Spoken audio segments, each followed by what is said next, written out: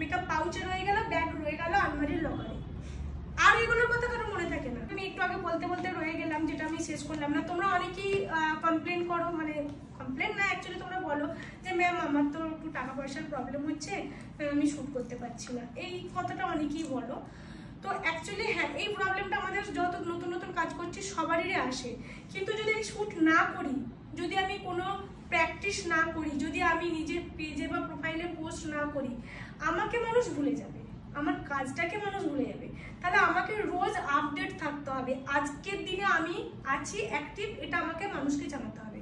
তার জন্য আমাদের একটাই উপায়, এখন যেহেতু তোমরা রিয়েল ক্লায়েন্ট পাচ্ছ না, নতুন, তোমাদেরকে কেউ বিশ্বাস করবে না, ভরসা করবে না, তাহলে তোমাদেরকে শ্যুট করতে হবে।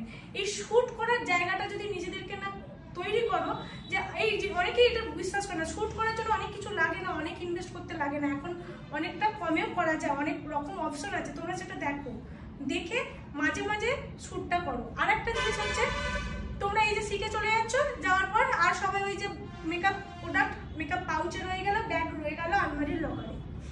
আর এগুলোর কথা কারো মনে থাকে না। কিন্তু তোমার এগুলো তো শুধুমাত্র প্র্যাকটিসের জন্য দেওয়া হয়েছে, বা এগুলো নিয়ে শুধু তোমরা কাজ করবে তার জন্য দেওয়া হয়েছে না।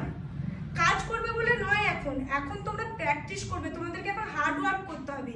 প্রোডাক্ট কিনে নিয়েছি, প্রোডাক্ট আমার কাছে আছে, আমি বুকিং পেয়ে যাবো, প্রোডাক্ট নিয়ে যে কাজ করতে চলে যাবো, এটা হয় না। এটা হয় কি, আগে তোমাকে প্রচুর প্র্যাকটিস করতে হবে, নিজেকে পারফেক্ট হতে হবে, আমার সেই প্রোডাক্টগুলো তারপর আমি ইউটিলাইজ করতে পারবো।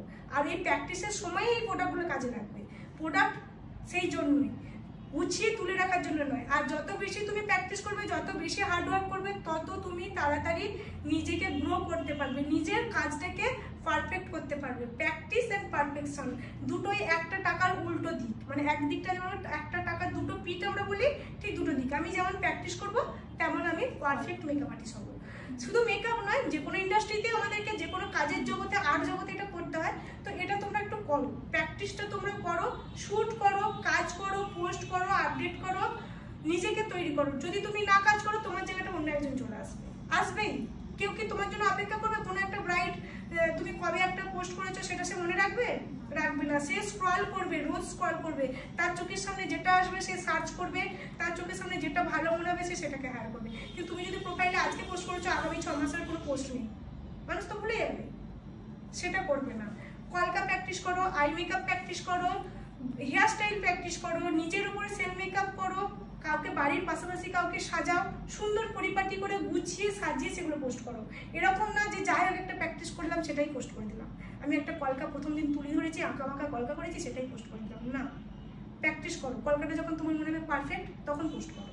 বুঝতে পেরেছো? আজ থেকে তাহলে তোমাদের রোজের প্র্যাকটিস।